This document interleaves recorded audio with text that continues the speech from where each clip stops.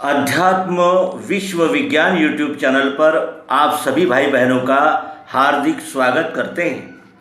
मित्रों, श्रीमद् भगवत गीता ये किसी धर्म, पंथ, संप्रदाय, विचारधारा और किसी राष्ट्र का कोई एक अधिकृत ग्रंथ नहीं है। श्रीमद् भगवत गीता ये विश्व के लिए विश्व मानव द्वारा प्रस्तुत किया गया एक विश्व संविधान है और इस संविधान से कोई भी, इस विश्व का कोई भी मानव प्राणी यानी अलग नहीं है, पृथक नहीं है। कोई भी हो, किसी भी जाति का हो, पंथ का हो, संप्रदाय का हो, देश का हो, भाषा, वेश, किसी भी प्रकार का, छोटा हो, बड़ा हो, बैरागी हो, गृहस्थी हो, सन्यासी हो, आचार्य हो, गुरुजन हो, या कोई महान से महान हो या छोटे से छोटा हो, सबके लिए ये एक ही संविधान है, श्रीमद् भगवत गीता, जो श्री कृष्ण जी ने अर्जुन को युद्ध भूमि पर बोध किया है। और ये महाभारत के भीष्म पर्व में श्री कृष्ण द्वैपायन व्यास जी द्वारा ग्रथित किया हुआ है और यही उन महात्माओं के हम पर अनेक उपकार है। युद्ध भूमि पर किए हुए उपदेश को भी जिन्होंने लिख कर रखा और जो हमारे विश्व मानव के काम में आज भी आ रहा है और जब तक ये मानव जाति रहेगी वो सदैव मानव जाति का मार्गदर्शन करती ही रहेगी, ऐसा ये अद्भुत ग्रंथ श्रीमद् भगवत गीता है। और इसके विषय में अनेक प्रकार के यानी जिसे कहा जाएगा कि संभ्रम लोग फैलाते रहते हैं, क्योंकि उनकी दृष्टि पंथ संप्रदाय के आगे बढ़ती ही नहीं। वो जब भी किसी बात का विचार करते हैं सर्वप्रथम अपने विचार, अपने मत, पंथ, संप्रदाय और उस मत, पंथ, संप्रदाय का अभिमान, अभिनिवेश आगे रखते हैं और फिर किसी ग्रंथ का अवलोकन करते हैं। इसके लिए एक उदाहरण भी देखें कि यदि हमने किसी रंग का चश्मा पहना, यदि हमने हरे रंग का चश्मा पहना तो ये हमें सब कुछ दृश्य जो है वो हरे रंग का दिखेगा। अगर हमने पीले रंग का चश्मा पहना तो ये सब पीला रंग का दिखेगा। यानी जिस रंग का हम चश्मा पहनेंगे उस चश्मे के अंदर से हमें वैसे ही रंग का दृश्य दिखेगा, फिर भले ही यथार्थ में वो किसी भी रंग का हो। वैसा ही कुछ इस पंथ और संप्रदाय का अभिमान रखने वाले हमारे मित्रों का हो जाता है। इसमें उनका कोई दोष नहीं है, उनका कोई भी दोष नहीं है, क्योंकि बचपन से ही उन्हें वही संस्कार दिए जाते हैं और उन्हें वही समझाया जाता है। और इसी तरह के द्वेष के इंजेक्शन जब जब लगते हैं तब तब ये मानवता विघटित और विखंडित होती है। ये हमारा यानी प्रत्यक्ष अनुभव है, हमारा ही नहीं सबका अनुभव है। एक ही राष्ट्र में रहने वाले लोग कोई इस देश को पूज्य मानते हैं, कोई इस देश को शोषण का जरिया मानते हैं, तो कोई इसे मानते ही नहीं। यानी एक ही राष्ट्र में रहते हैं लेकिन कितनी विभिन्न प्रकार की भूमिकाएं हैं। और यही सत्वगुण, रजोगुण, तमोगुण का प्रत्यक्ष दृश्य स्वरूप होता है। तमोगुण किसे कहते हैं कि जो अपने विचारों से आगे बढ़ना ही नहीं चाहता, वो अज्ञान के अंधेरे से निकलना ही नहीं चाहता, वो मलिन तमोगुण है। और अगर हम में तमोगुण है और वो अगर शुद्ध है तो वो तमोगुण निश्चयात्मक होता है, तेजस्वी होता है और सत्य को खोजने के लिए सदैव तत्पर होता है। तो इतना निवेदन संपूर्ण मानते हैं और इसके आगे आपने किए हुए प्रश्नों का यथामति खुलासा, स्पष्टीकरण। पहला वो श्लोक अनुद्धृत करते हैं 9वें अध्याय का 30वां श्लोक। क्या है वो? अपि चेत्सु दुराचारो भजते मामन्न भाग साधुरेव समन्तव्यः सम्यग् व्यवस्थितो हि सः। इसका अनुवाद है, यद्यपि है दुराचारी एक दृष्टि भजे मुझे, तो उसको साधु ही जानो क्योंकि वो सत पा चुका। यद्यपि है दुराचारी, यद्यपि है दुराचारी, एक दृष्टि भजे मुझे, तो उसको साधु ही जानो, क्योंकि वो सत पा चुका। अब वो सत पा, इसमें कई, मैंने इसके कई विभाग होते हैं इस श्लोक के।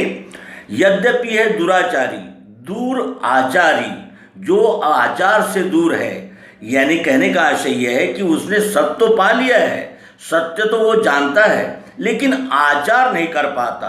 क्यों? क्योंकि उस पर वैसे संस्कार नहीं है। सत्य तो उसने जान लिया, और सत्य को जानकर ये उसको अनुभव हो रहा है कि मैं उस सत्य का अनुगमन नहीं कर रहा हूँ, सत्य का आचार नहीं कर पा रहा हूँ, आचार नहीं कर पा रहा हूँ, ये भी उसमें एक प्रकार की जानिव, एक प्रकार का एहसास उसे है। और यद्यपि है दुराचारी, यद्यपि वो दुराचारी है, यानी आचार से दूर है। दुराचारी का अर्थ ये नहीं है कि वो बुरा आचरण कर रहा है, बुरा आचरण नहीं कर रहा, वो आचार से दूर है, वो सत्य का अनुगमन नहीं कर पा रहा है, वो आचार से दूर है। एक दृष्टि भजे मुझे, यानी एक ही दृष्टि से वो मुझे भजता है। एक दृष्टि का अर्थ क्या है? हमारी तो अनेक दृष्टि है, हम अनेक पंथों में, संप्रदायों में विघटित इस मानवता को देखते हैं, हम राष्ट्र में बटे हुए मानव देखते हैं, भाषाओं में देखते हैं, एक ही राष्ट्र में रहते हैं, तो अल्पसंख्यक है, बहुसंख्यक है, ये जात का है, वो जात का है, विभिन्न प्रकार के यानी टुकड़े टुकड़े पृथक्करण में हम इस विश्व को देख रहे हैं। लेकिन इस श्लोक में क्या कहा गया है? एक दृष्टि भजे मुझे, जिसकी दृष्टि में ये सारा विश्व एक ही है, ऐसी जो एकत्व को प्राप्त हो चुकी हुई दृष्टि से भजता है, भजे मुझे। भज ये शब्द संस्कृत के यानी संस्कृत का है। भज का अर्थ होता है सेवा करना। भज जो हम सामान्य भाषा में भी कहते हैं, अरे अपने उपकारी को भजना चाहिए, अपने सेवा करने वाले को भजना चाहिए। तो भज का अर्थ क्या है? सेवा करना। एक दृष्टि भजे मुझे, यानी एक दृष्टि से जो सेवा में लग गया है, आचार से दूर है, पूर्णतः वो आचार नहीं कर पा रहा है, लेकिन एक दृष्टि से भजता है। वो एक दृष्टि क्या है? कौन से यानी तत्व ज्ञान से, कौन सी प्रणाली से उसकी दृष्टि एक दृष्टि हो जाएगी? तो वो अध्यात्म विज्ञान दिव्य दृष्टि की ही एक ऐसी दृष्टि है जिसको प्राप्त करने पर हम इस सारे विश्व को एक ही दृष्टि से देखने लगते हैं। चारों खानियों को, उद्भिद, स्वेदज, अंडज, जारज, ये सब जीव ही है और ये विश्व विधाता की ही निर्मिति है, और इस विश्वरूप परमात्मा के ही वो अंश है, अंग है, ये जानना ही एक दृष्टि है। तो यद्यपि है दुराचारी, एक दृष्टि भजे मुझे, तो उसको साधु ही जानो, जो पेड़ पौधों से लेकर मनुष्य तक सबको एक जैसा ही देखता है। वो आत्मवत् सर्वभूतेषु, सभी भूतों में एक ही आत्मा रममाण हो रहा है। जैसी मुझे वेदनाएं होती है वैसी अन्य को भी वेदना होती है। जैसे मुझे भूख प्यास लगती है वैसे सबको लगती है। इस तरह वो एक दृष्टि से देखता है, तो उसको साधु ही जानो, उसको साधु ही जानो। क्यों? साधु का अर्थ क्या है? साधु, इसका अर्थ होता है जो साधना में लग गया है। साधना का अर्थ होता है अपने जो प्राप्तव्य है, लक्ष्य है, उसके प्रति जो साधन में जुट गया है, जो अपने साधन को प्राप्त करने में, यानी जिसे कहते हैं कि मन, बुद्धि, चित्त, अहंकार, इंद्रियों सहित सभी इंद्रियों और यानी साधनों के साथ जो जुट गया है उसे साधु कहते हैं। तो उसको साधु ही जानो, वो साधु ही है। साधु का अर्थ ये नहीं होता कि कोई भेषधारी हो, तिलक माला पहने हो या किसी रंग के कपड़े पहने हो, उसे साधु नहीं मानती है श्रीमद् भगवद गीता। श्रीमद् भगवद गीता क्या कहती है?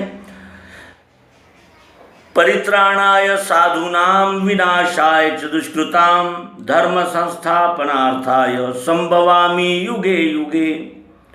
यदा यदा हि धर्मस्य ग्लानिर्भवति भारत अभ्युत्थानम् अधर्मस्य तदात्मानं सृजाम्यहम् परित्राणाय साधूनाम, मैं साधुओं का रक्षण करने आता हूँ, और परित्राणाय साधूनाम विनाशाय च दुष्कृताम, यानी दुष्कृत करने वाला और साधु, ऐसे दो प्रकार की दैवी और आसुरी ऐसी संपदाएं इसी विश्व में है।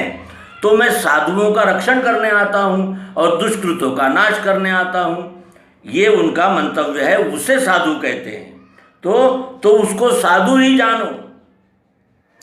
यद्यपि है दुराचारी एक दृष्टि भजे मुझे, तो उसको साधु ही जानो, क्योंकि वो सत पा चुका। क्यों उसको साधु जानो? क्योंकि उसने सत्य को पा लिया। तो सत्य क्या है? क्या ये मत पंथ संप्रदाय जो मानवकृत कृतियाँ हैं, क्या ये सत्य है? ये अनेक प्रकार के ये ग्रंथ पंथ निकले हैं, ये सत्य है? अनेक प्रकार का विवाद है, ये सत्य है? क्या सत्य है? सत्य उसे कहते हैं जो आज भी सत्य था, कल भी सत्य था और कल भी सत्य ही रहेगा।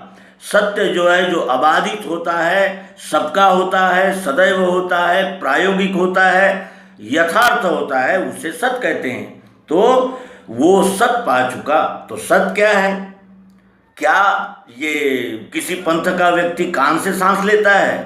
क्या किसी संप्रदाय का व्यक्ति यानी हाथों से काम नहीं करता, नाक से काम करता है? नहीं, सबके लिए एक अटल कानून, उसी को विधाता कहते हैं और वही ये विश्वरूप परमात्मा है। इसलिए यद्यपि है दुराचारी एक दृष्टि भजे मुझे, तो उसको साधु ही जानो, क्योंकि वो सत पा चुका।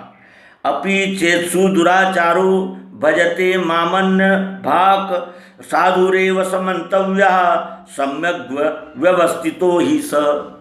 तो इस प्रकार इसका अनुवाद हमने किया। अब वो उद्धृत करते हैं चौथे अध्याय का 36वां श्लोक, वो भी देख लेंगे। क्या लिखा है? अपि चेदसि पापेभ्यः सर्वेभ्यः पापकृत्तमः सर्वं ज्ञानप्लवेनैव वृजिनं सन्तरिष्यसि। यद्यपि पापियों में तू सबों से पाप में बड़ा, होगा भी ज्ञान नौका ले तरेगा निधि पाप का। यद्यपि पापियों में तू सबों से पाप में बड़ा, यदि तू सबसे बड़ा पापी भी होगा, सबसे बड़ा पापी, सबसे बड़े पापी को भी मुक्ति और कल्याण, निर्वाण, मोक्ष देने की बात श्रीमद् भगवद गीता कहती है। अन्य पंथों, मतों, संप्रदायों में उनका द्वेष किया जाता है। वो पापियों को और जो जिसे कहते हैं आचरणहीन है, उनको गले नहीं लगाते। किसी भी पंथ संप्रदाय में आप चले जाइए, वो एक नियमावली आपके हाथ में देते हैं और वो कहते हैं कि आप अगर इस नियम में बैठते हैं तो ही आप हमारे पंथ मत संप्रदाय को स्वीकार कर सकते हैं, और हमारे पंथ के जो संस्थापक है वो तुम्हें मुक्ति देंगे, निर्वाण देंगे। लेकिन श्रीमद् भगवद गीता कितना विशाल हृदय रखकर कहती है और आश्वस्त करती है, लोग मैं पापी हूँ, मैं पापी हूँ, ये अपराध बोध अपने सर पर रखकर जीते हैं और पश्चाताप की आग में जलते ही रहते हैं। उनके लिए ये श्लोक है, वो श्लोक अवश्य ही मननीय है। और हम इस निमित्त से इस प्रश्नों को, यानी प्रश्नकर्ता को हम धन्यवाद भी देंगे कि उन्होंने एक अत्यंत उत्तम ऐसे श्लोक भेजे हैं जो कि हमारे चिंतन में भी अत्यंत सहयोगी है। यद्यपि पापियों में तू सबों से पाप में बड़ा, कितना भी बड़ा पापी हो तू, होगा भी, अगर कितना भी बड़ा पापी होगा तू, तो भी ज्ञान नौका ले। ज्ञान नौका ले, क्या है ये ज्ञान नौका? कौन सी ऐसी नौका है जिसमें बैठ जाने से मनुष्य ये पापों के समुद्र से तर जाता है, जिसके पाप कर्म एकदम समाप्त हो जाते हैं, उसके बाद उसके हाथों से पाप होना ही बंद हो जाता है। वो पाप इस शब्द से भी घृणा करने लगता है और उसकी दृष्टि निर्मल हो जाती है, वो सब में एक ही परमात्मा को देखने लगता है। ऐसी ज्ञान नौका कौन सी है? तो ये अध्यात्म विज्ञान की नौका है, ये दिव्य दृष्टि की नौका है, जिस नौका को जन जन तक पहुंचाने के लिए ये अपना चैनल यथामति यथाशक्ति प्रयत्नशील है, प्रयासरत है। तो यद्यपि पापियों में तू सबों से पाप में बड़ा होगा भी। यदि तू पापियों में सबसे बड़ा पापी होगा तो भी ज्ञान नौका ले। पंथ, मत, संप्रदाय, विभाजन और अनेक प्रकार की यानी द्वेष, मत्सर, जलन और अन्य संप्रदायों का द्वेष, ये नहीं, ज्ञान नौका ले। ज्ञान की नौका में बैठ। कौन से ज्ञान की नौका? जिस ज्ञान के जानने से ये सारा विश्व एक रूप से एक ही समय में ध्यान में आ जाता है कि यही मेरा स्वरूप है, मेरा जन्मदाता, मेरा पालन करता, और जिसमें मुझे लय होना है वो यही एक विश्व है। ऐसे ज्ञान को दर्शाने वाली अध्यात्म विद्या है, जिसे भगवान श्री कृष्ण जी श्रीमद् भगवद गीता में अध्यात्म विद्या विद्या नाम। अर्जुन, इस विश्व में तो हजारों विद्याएं होंगी, लेकिन उन सब में श्रेष्ठ अध्यात्म विद्या है, क्योंकि यही विद्या ऐसी है जो मनुष्य को संपूर्ण स्थायी समाधान देने में समर्थ है। तो यद्यपि पापियों में तू सबों से पाप में बड़ा होगा भी, ज्ञान नौका ले। पंथ, संप्रदाय, भाषा और अनेक प्रकार की द्वेष वाली नौकाएं नहीं, ज्ञान नौका ले, तरेगा निधि पाप का। अगर तू ज्ञान नौका में बैठ गया तो ये पाप का निधि यानी पाप का समुद्र भी होगा तो भी तू तर जाएगा। इसका अर्थ यह अभय वचन वो नहीं दे रहे हैं कि तू फिर पाप करते रहे और यानी श्री कृष्ण जपता रहे, ऐसा नहीं है। यद्यपि पापियों में तू सबों से पाप में बड़ा होगा भी, ज्ञान नौका ले, तरेगा निधि पाप का। अगर ये ज्ञान नौका तूने ले ली, इसमें अगर तू बैठ गया तो तुझे पाप के समुद्र से मैं तार लूंगा। ये किस भूमिका से कह रहे हैं? वो कौन तारेगा? श्री कृष्ण जी। जिनका जन्म होता है, जिनका मृत्यु होता है, क्या वो किसी को यानी पाप के समुद्र में से तार सकते हैं?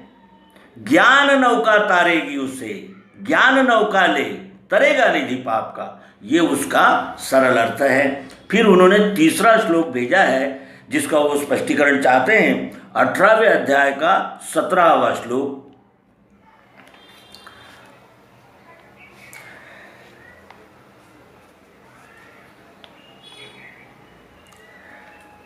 अठारहवें अध्याय का 17वां श्लोक। श्रद्धया परया तप्तम तपस्त त्रिविधम नरे अफलाकांक्षाक्षिभिर्युक्ते सात्विकम परिचक्षते। फल त्यागी समाधानी नरों ने जो किया हुआ, श्रद्धा से 3 रीति का तप सात्विकी वो कहा। ये 17वें अध्याय का 17वां श्लोक। और 18वें अध्याय का 17वां श्लोक क्या कहता है वो भी देखें।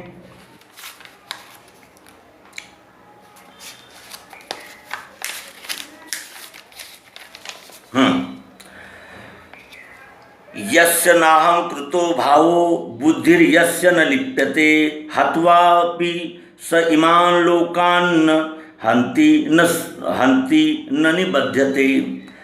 अहंकार नहीं आता, कहीं बुद्धि नहीं फंसे, वो करे जगत का नाश, मारता बीधता नहीं।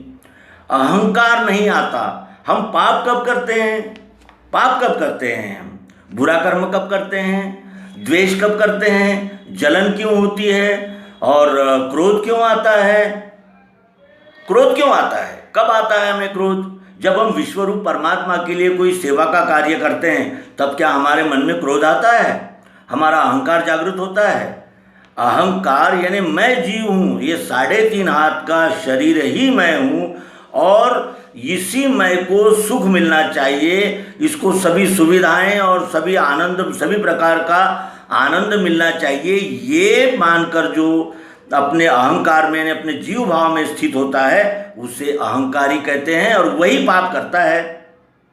तो यहाँ स्पष्ट रूप से कहा है कि यस्य नाहं कृतो भावो, यानी उसमें अहंकार आता ही नहीं। मैं जीव भाव हूँ, इससे जो छूट गया है वो जानता है कि मैं 3.5 हाथ का ही नहीं हूँ। दिव्य दृष्टि, दिव्य चक्षु से उसे ध्यान में आ जाता है कि जो इस 3.5 हाथ के पिंडभूत शरीर में है वही तो संपूर्ण जड़ चेतन में व्याप्त है। जहाँ शब्द स्पर्श रूप रसगंध यहाँ है, उसी तरह संपूर्ण विश्व में है, जड़ में है, चेतन में है, ये चर में है, अचर में है, सब में है। और जैसे सत्वगुण रजोगुण तमोगुण इस शरीर में कार्य करते हैं, इस पिंड में है, वैसे ही तो सर्वत्र है। और जिस तरह इस शरीर में इस पिंडभूत आकार में प्रियत्व है, वही तो प्रियत्व सभी आकारों में है और सभी है, अस्तित्व है, सभी दिखता है और प्रिय रूप से दिखता है। यानी इस पिंड की ब्रह्मांड से एकात्मता जो कर लेता है उसी को अहंकार नहीं आता।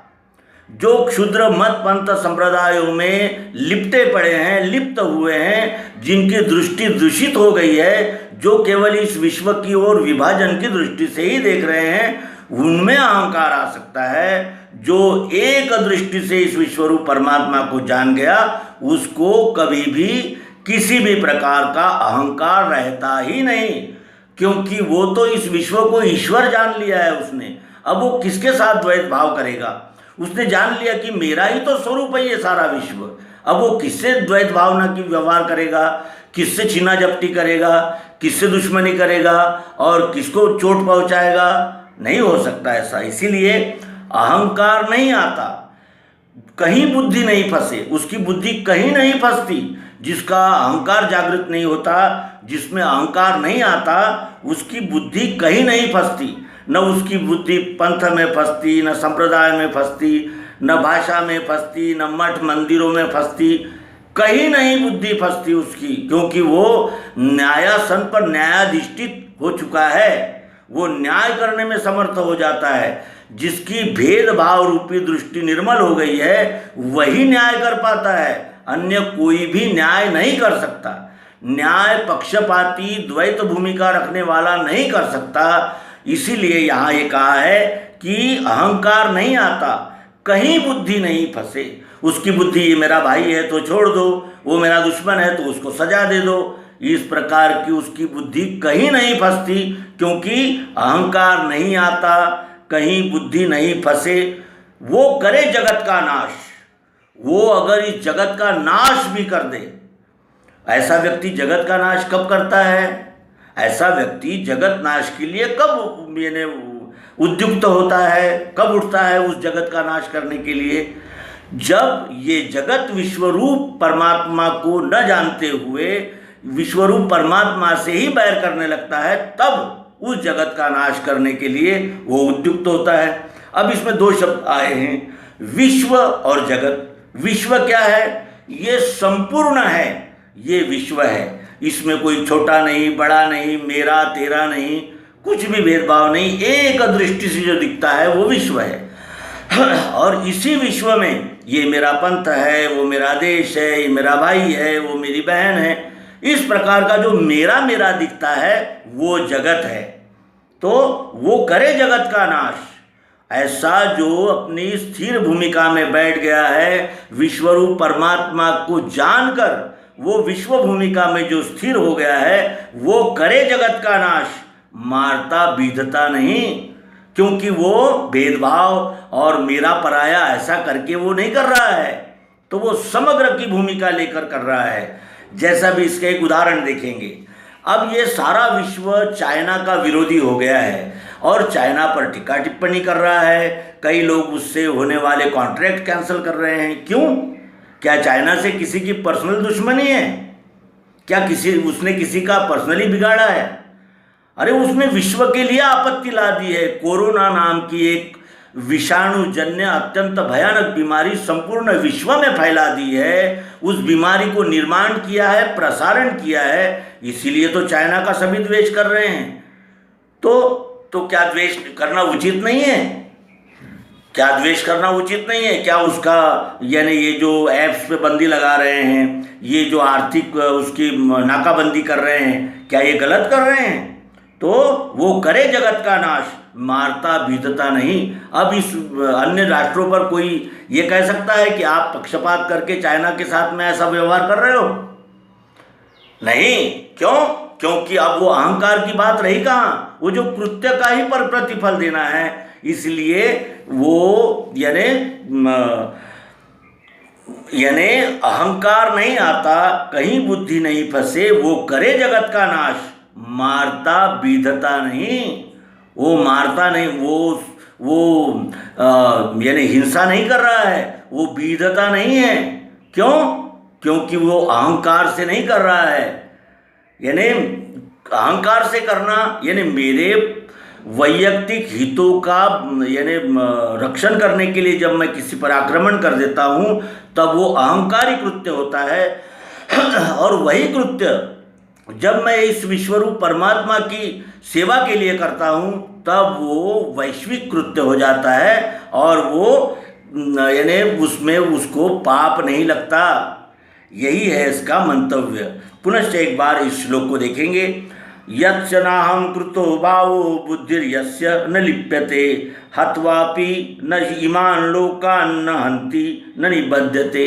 उसकी बुद्धि क्षुद्र स्वार्थों में लिप्त नहीं होती और इसीलिए जब वो निर्णय करता है तो वो विश्व कल्याण का ही निर्णय होता है। ये उसका सत्य मंतव्य है। आपने किए हुए प्रश्नों का सदैव स्वागत रहेगा। आपका हार्दिक धन्यवाद है। नर्मदे हर सद्गुरु भगवान की जय। विश्वरूप विधाता की जय। ओम शांति शांति शांति।